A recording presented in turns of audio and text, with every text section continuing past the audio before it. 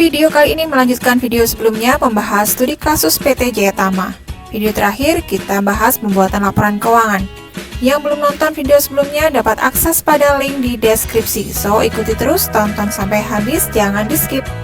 Assalamualaikum warahmatullahi wabarakatuh. Welcome to my channel Kalimah. Saya akan membagikan konten mengenai tema dan topik menarik yang pastinya bermanfaat. Don't go anywhere, let's check it out. Setelah sebelumnya kita sudah mengerjakan neraca lajur, kemudian pembuatan laporan keuangan berupa laporan laba rugi, laporan perubahan ekuitas, neraca, dan terakhir kita akan membuat laporan arus kas. Sebelum kita membuat laporan arus kas, terlebih dahulu kita harus membuat mutasi dulu. Jadi kita harus membuat daftar mutasi arus kas, perubahan kas selama 1 tahun buku atau selama 1 tahun periode. Nah, pada kesempatan kali ini kita akan membuat arus kas dengan metode tidak langsung. Nah, sebelumnya kita akan langkah yang pertama adalah kita masukkan dulu laporan atau neraca saldo awal tahun 2021 atau 31 Desember 2020. Di mana kita lihat? Kita lihat pada soal.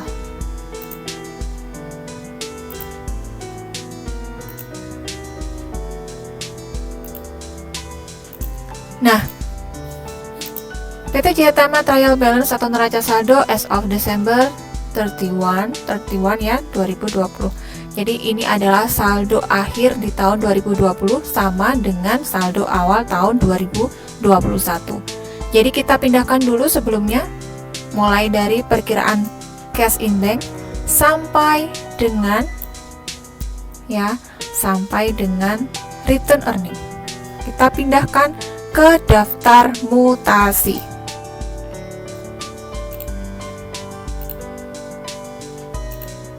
Nah, kita pindahkan ke daftar mutasi dulu.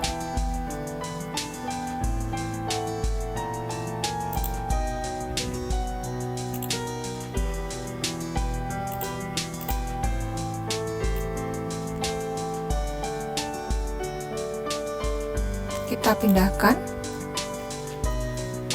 ke dalam daftar mutasi.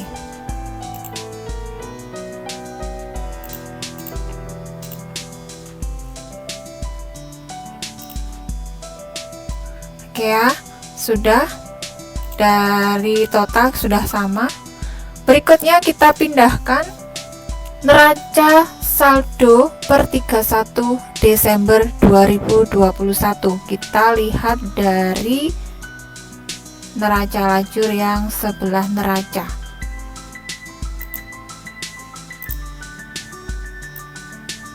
Nah, yang sebelah sini ya. Kita pindahkan ke daftar mutasi sampai return earning.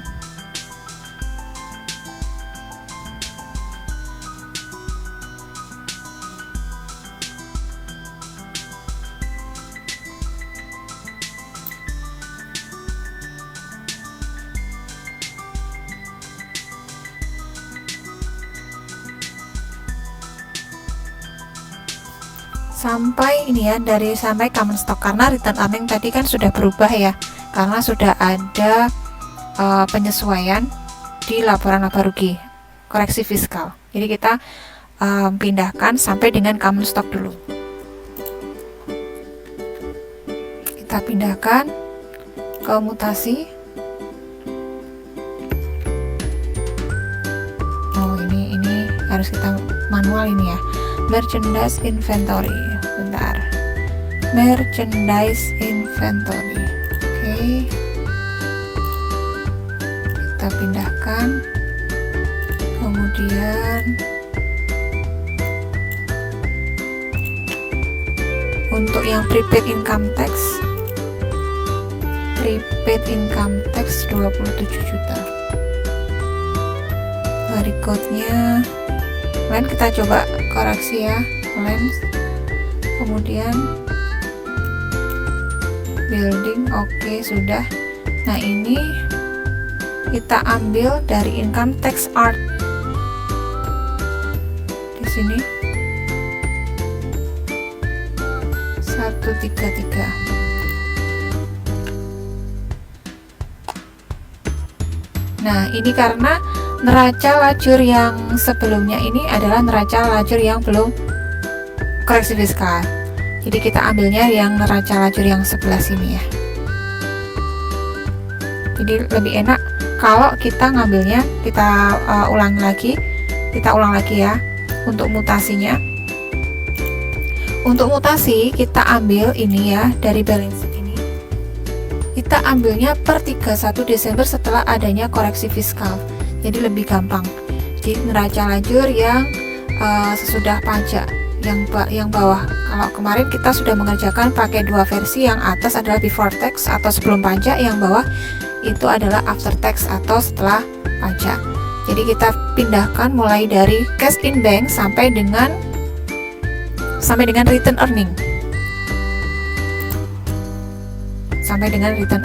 Oke, kita pindahkan ke dalam mutasi.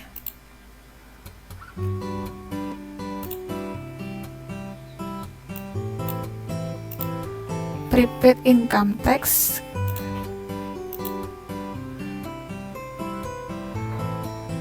Ya, karena prepaid income tax sudah kosong berarti kosong.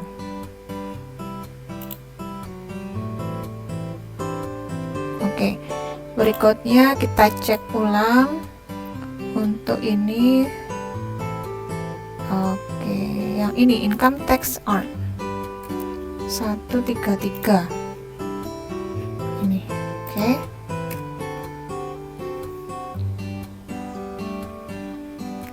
kemudian kita lihat dan kita cek lagi apakah ada yang belum masuk.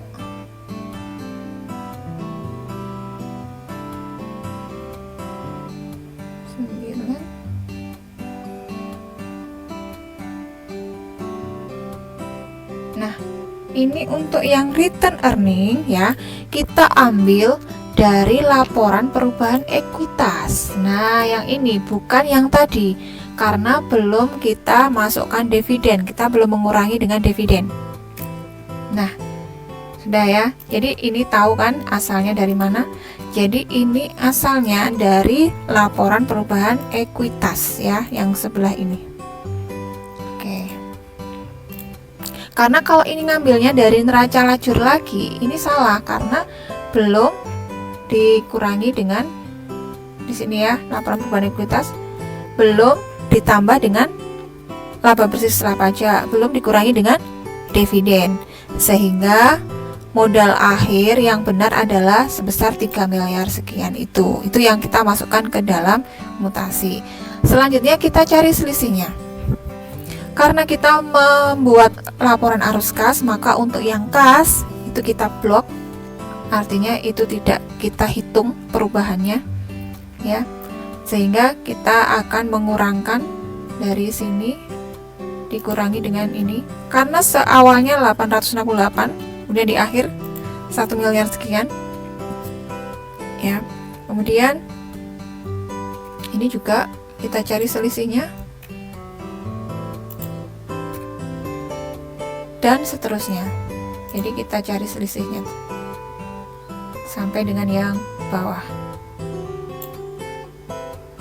Tapi untuk bloknya kita hanya blok hitam sampai sini saja, yang lain tidak usah diblok.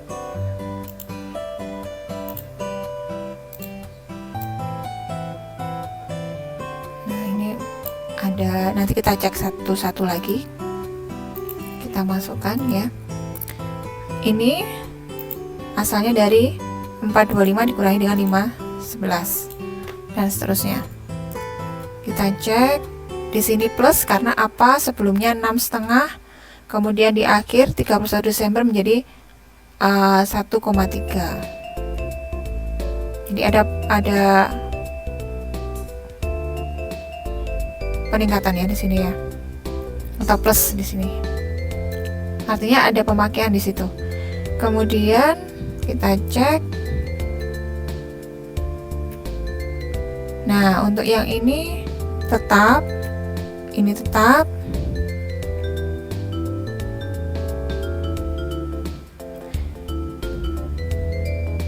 Kemudian yang akumulasi dari 125 menjadi 187 itu ada peningkatan.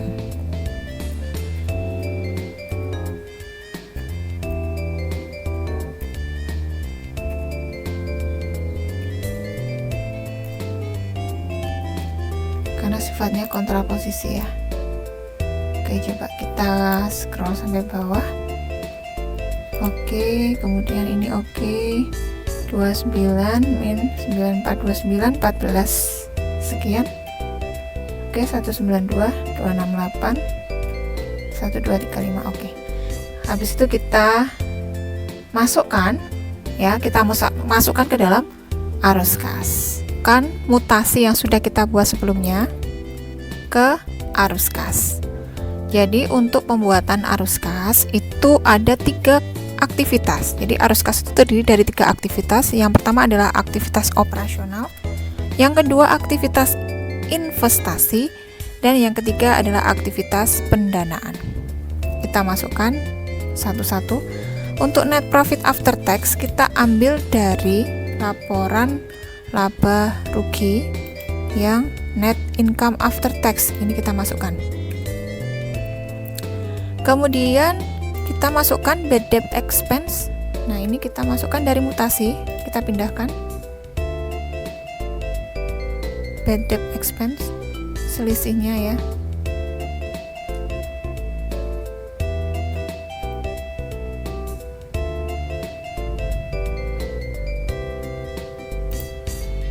Pertama kita masukkan net after tax ya, kita ambil dari laporan perubahan ekuitas. Di sini kita ambil, kemudian kita masukkan. Berikutnya kita mengadjustment to reconcile net profit. Jadi di sini kita akan mengurangi dengan bad debt expense dan lain-lain. Kita masukkan dulu. Untuk yang bad debt expense kita ambil dari mutasi kas ya. Kita ambil dari mutasi kas. Nah, ini pengambilannya dari sini. Dari sini kita mutasi, ini ada perubahan di sini ya.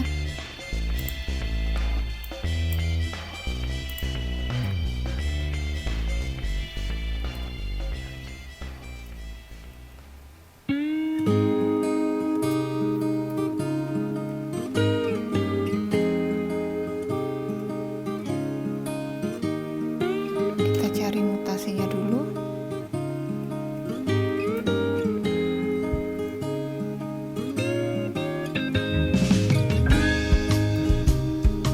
Kan semula 9.500.000 kemudian meningkat menjadi 10 juta. Sehingga di sini ada plus 735. Baik, kita masukkan di sini.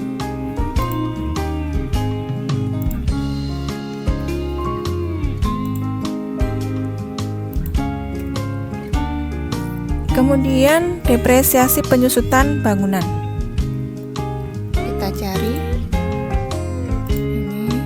Kemudian depresiasi penyusutan kendaraan. Kemudian depresiasi penyusutan peralatan.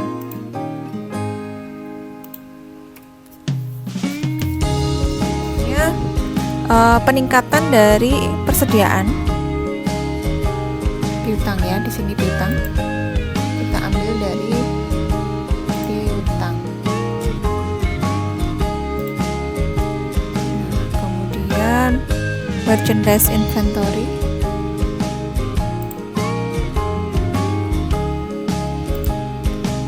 Berikutnya decrease of office supplies, jadi ada penurunan dari nilai perlengkapan.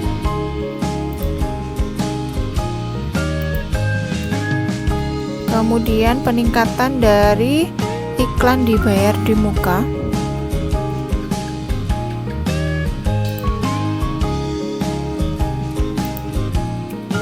Berikutnya peningkatan dari asuransi dibayar di muka.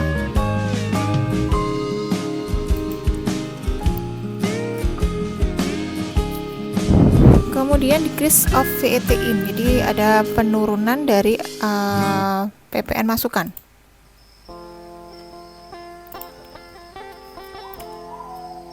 Berikutnya peningkatan dari hutang dagang.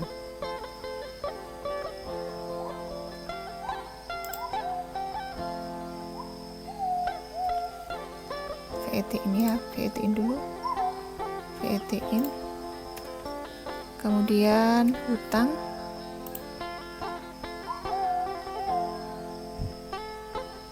$296, kemudian accrued expense, berikutnya VAT out,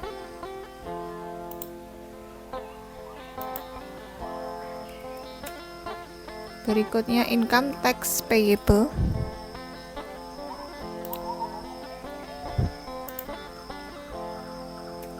dan yang terakhir tax 29 payable.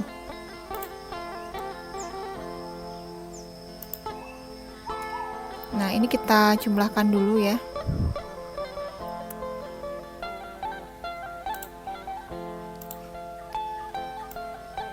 Semua dari aktivitas kegiatan aktivitas 66574370. Oke. Setelah itu dari net after tax kemudian kita kurangi dengan kegiatan aktivitas ya, operasional aktivitasnya, ketemulah net cash provided by operating activities. Kemudian kita masukkan cash flow from financing activities, jadi dari kegiatan aktivitas, dari payment of paying SMK loan, hutang, pinjaman ya.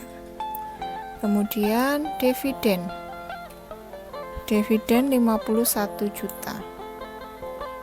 Nah, dividen ini kita bisa ambil dari sini. Dari sini ya. Dari adjusting trial balance. Atau bisa juga kita ambil dari laporan perubahan ekuitas di sini. Baik. Kemudian hasilnya 319 juta sekian. Habis itu kita kurangi ya. Dari net cash by operating activities dikurangi dengan net cash yang digunakan untuk kegiatan pendanaan. Oke, kalau sudah kita kurangi. Nah, kita masukkan cash on 1 Januari ya. Kita masukkan kas awal 1 Januari 2021. Perlu diketahui bahwa ini asalnya dari yang tadi yang soal di awal ya. Kas awal. Jadi kita ambilnya dari mutasi kas juga bisa. Dari mutasi kas ini 868 sekian. Kemudian kita kurangi dengan petty cash. Karena kan yang diminta hanya kasnya saja, sehingga sebentar, ini asalnya dari 868 ditambah dari mutasi ini, ditambah ini, kemudian ditambah dengan petty cash, jadi total kasnya sekian 874.599 sekian, sehingga kas pada 31 Desember itu seharusnya ya ada 1 miliar sekian. Jadi kita bisa cash opnim ya untuk meng-cross check apakah antara kas fisik dengan kas yang ada di catatan itu sudah benar. Begitulah cara menyusun arus kas dengan metode indirect method atau metode tidak langsung. Untuk berikutnya kita akan membahas tentang jurnal penutup.